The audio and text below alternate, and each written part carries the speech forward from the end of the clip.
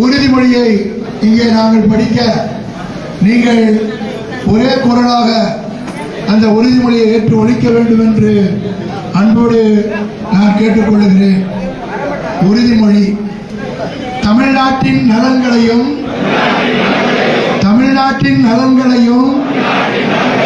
எதிர்காலத்தையும் யாருக்காகவும் எதற்காகவும் விட்டுத்தர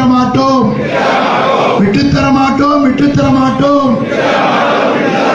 தமிழ்நாட்டின் நலன்களையும் எதிர்காலத்தையும் யாருக்காகவும் எதற்காகவும் விட்டுத்தர மாட்டோம். போராடுவோம். தமிழ்நாட்டின் உரிமைகளுக்காக